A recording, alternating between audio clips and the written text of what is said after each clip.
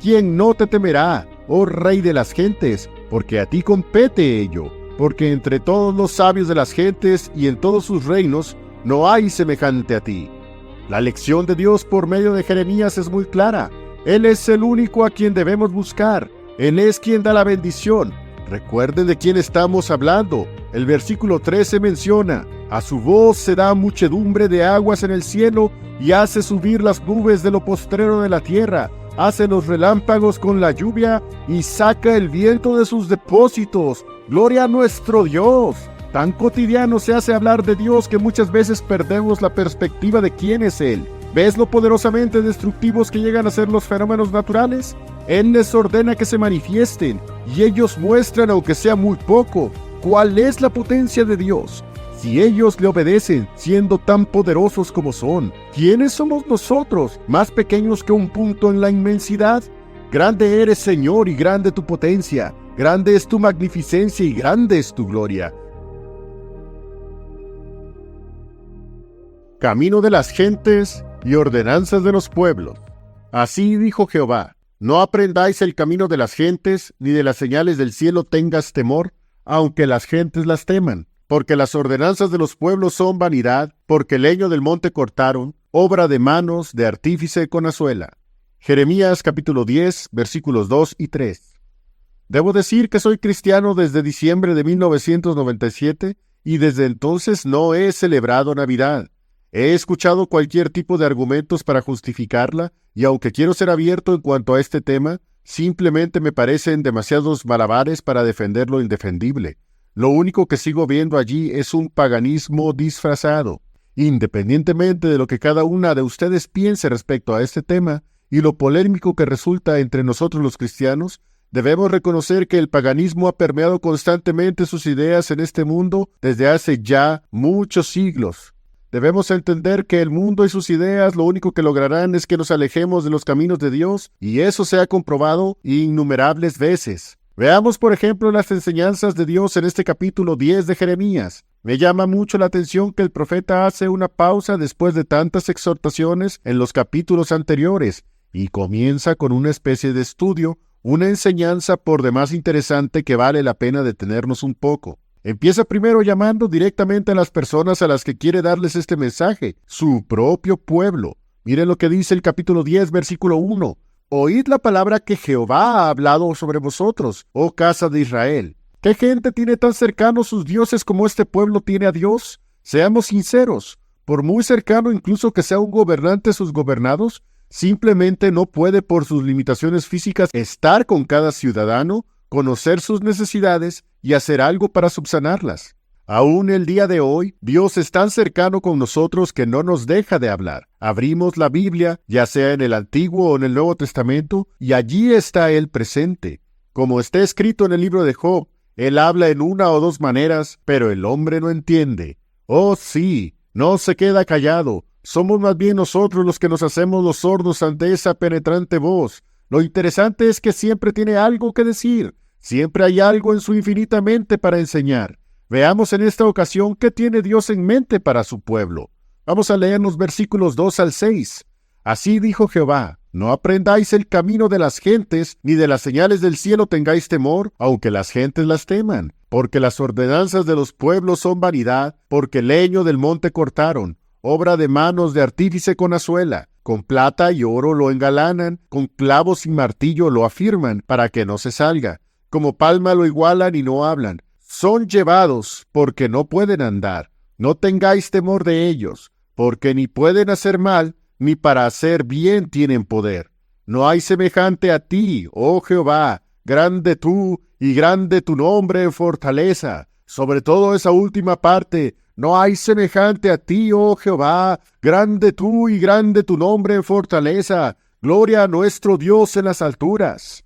Miren nada más estas palabras. Soltó una bomba Dios en estas cuantas palabras. Recuerden el contexto que estaban viviendo estas personas. Pensaban que no vivían tan mal y que bastaba hacer algún ritual escrito en la ley mosaica para agradar a Dios y a su vez seguir con sus abominables idolatrías.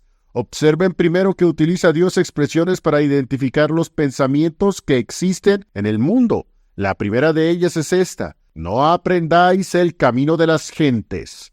En los días de Jeremías, la idolatría entre los gentiles era lo más sonado entre todos los pueblos. Parece que hasta competencia había por ver que Dios era el mejor y el más grande. Y en medio de todas las gentes paganas estaba Israel adoptándolos y sintiéndose menos aburridos con ellos que con Jehová. ¿Qué es lo que vemos hoy en día? Ideas del mundo infiltrándose en el cristianismo para hacerlo menos aburrido. No es tan malo agarrar un poco de las festividades de este mundo, llegan a decir. Es una manera de acercarnos a los perdidos. Argumentos de esa naturaleza los he escuchado varias veces, y así, muchos que se supone tienen a Dios en sus vidas corren velozmente tras esas festividades. Ideologías que nos quieren imponer a la fuerza. Cómo quieren lavarnos el cerebro. Desean que los tomemos y los aceptemos, queriendo intolerantemente meternos dichas ideas a como dé lugar. ¿Saben algo? Hay quienes ya han sucumbido. Se han metido en las tibias aguas del sincretismo, de esa filosofía y manera de pensar de que nada es tan malo o nada es tan bueno, ya ni sé. Total, evitemos confrontación y todos felices y contentos. El problema es que eso que piden no lo hacen ni ellos mismos. Quieren que los toleremos y aceptemos y no nos toleran a nosotros y no quieren aceptar nada de Dios. Esos son los caminos de las gentes. A lo malo le dicen bueno y a lo bueno malo. Para ellos la luz deslumbra tanto y les exhibe su maldad tan claramente que mejor quieren esconderse en la cueva más profunda para que nadie vea lo que ellos mismos saben que está mal. ¿O qué? Si no es malo, ¿por qué se esconden? ¿O por qué tanta y tan recalcitrante oposición a que se muestre la luz del Evangelio? La segunda expresión que Dios usa para estas ideas y como las califica las encontramos aquí. Porque las ordenanzas de los pueblos son vanidad. Camino de las gentes y ordenanzas de los pueblos. Interesante, ¿no? Dios califica estas ideas y paganismos como ordenanzas, algo que se impone y que todos lo siguen. En unas cuantas palabras, nuestro Dios, tan sabio y poderoso como es Él, desarma los argumentos más elaborados que los hombres han usado para engañar a multitudes y dice que son vanidad. El ejemplo que pone es muy interesante. Porque leño del monte cortaron, obra de manos de artífice con azuela. Con plata y oro lo engalanan, con clavos y martillo lo afirman, para que no se salga.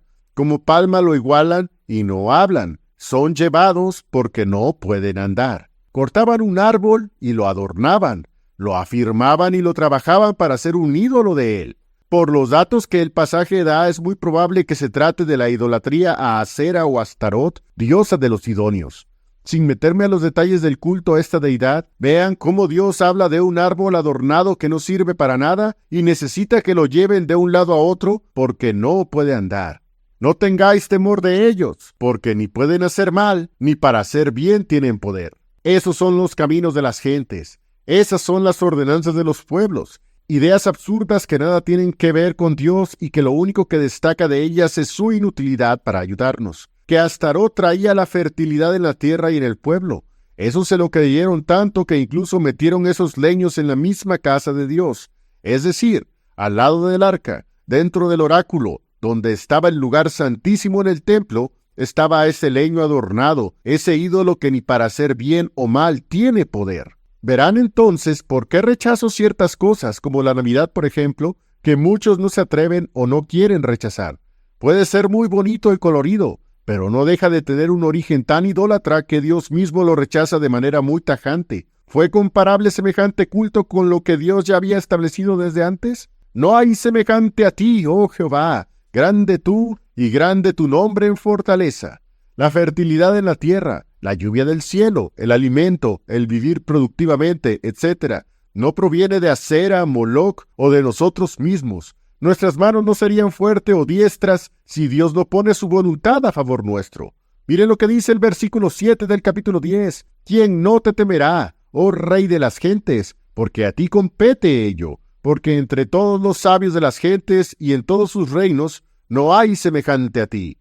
La lección de Dios por medio de Jeremías es muy clara. Él es el único a quien debemos buscar. Él es quien da la bendición. Recuerden de quién estamos hablando. El versículo 13 menciona, a su voz se da muchedumbre de aguas en el cielo y hace subir las nubes de lo postrero de la tierra, hace los relámpagos con la lluvia y saca el viento de sus depósitos. ¡Gloria a nuestro Dios! Tan cotidiano se hace hablar de Dios que muchas veces perdemos la perspectiva de quién es Él. ¿Ves lo poderosamente destructivos que llegan a ser los fenómenos naturales? Él les ordena que se manifiesten, y ellos muestran, aunque sea muy poco, cuál es la potencia de Dios. Si ellos le obedecen, siendo tan poderosos como son, ¿quiénes somos nosotros, más pequeños que un punto en la inmensidad? Grande eres, Señor, y grande tu potencia. Grande es tu magnificencia y grande es tu gloria. Él es quien provee la verdadera prosperidad en nuestra tierra, en nuestra vida y con los nuestros. Y en nosotros, cuando hablo de prosperidad, no hablo necesariamente de lo material. Esa no es la que le importa a Dios. Le interesa más que nuestra alma esté en prosperidad, que nuestra vida esté llena de su palabra, de sus designios, que todo lo que hagamos sin ningún tipo de obligación sea conforme a su voluntad. Se trata de hacerlo por amor, porque Él todo lo merece. La gente puede inventar esto o aquello, puede obligar a que la mayoría se rinda a un cierto culto o que adopte una cierta idea. Como dijo Isaías en su momento, a la ley y al testimonio, si no dijeren conforme a esto, es porque no les ha amanecido. Es muy interesante la manera en cómo Dios nos enseña a alabarle y a que mostremos nuestra vida un genuino caminar en su perfecta voluntad. De seguro haremos o no cosas contrarias o raras para la mayoría. Si el que ama mi alma con todo su amor me lo dice, ¿creen que me importa lo que alguno en este mundo pudiera decirme o hacerme por muy contrario que sea? Prefiero estar bien con Dios y mal con el mundo, que estar bien con el mundo y estar mal con Dios. Amén.